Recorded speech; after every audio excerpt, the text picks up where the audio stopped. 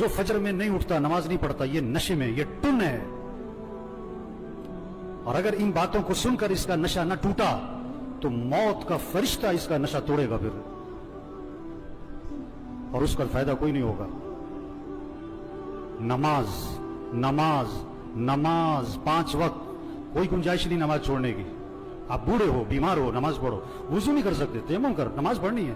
کھڑے ہو کے نہیں پڑھ سکتا, بیٹھ کے پڑھ, نماز پڑھنی ہے. بیٹھ کے نہیں پڑھ سکتا, لیٹ کے پڑھ, نماز پڑھنی ہے. یہ کون ہے؟ یہ جنازوں میں بڑے اہتمام سے آتے ہیں اور بیان بھی سن چکے ہیں ہزاروں دفعہ, لیکن فجر نہیں پڑھتے, زور میں نہیں اٹھتے دکان سے.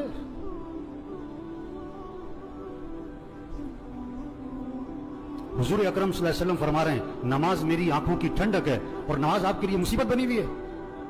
آپ سے فجر میں اٹھنا مصیبت بنا ہوا ہے, آپ سے اذان سن کے دکان چھوڑنا مصیبت بنا ہوا ہے.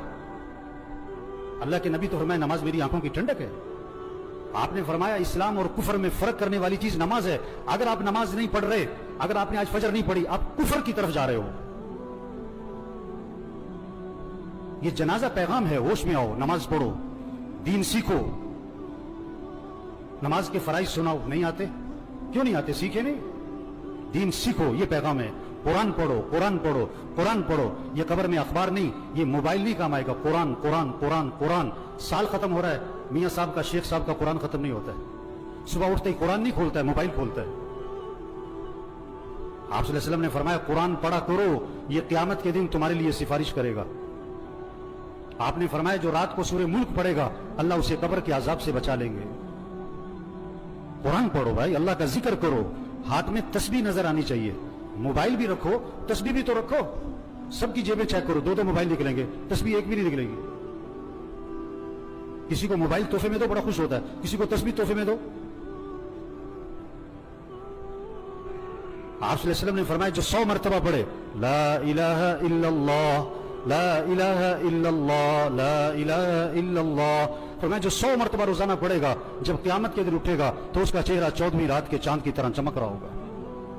آپ صلی اللہ علیہ وسلم نے فرمایا جنت کی چابی لا الہ الا اللہ. آپ نے فرمایا جنت کی قیمت لا الہ الا اللہ. آپ نے فرمایا ایمان کو تازہ کرتے رہا کرو. حضور صلی اللہ علیہ وسلم فرما رہے ہیں ایمان کو تازہ کرتے رہا کرو.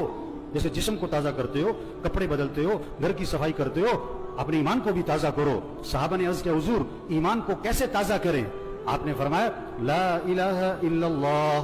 اس کو 10 دفعہ 50 دفعہ 100 دفعہ نہیں, فرمایا کثرت سے پڑھا کرو لا الہ الا اللہ لا الہ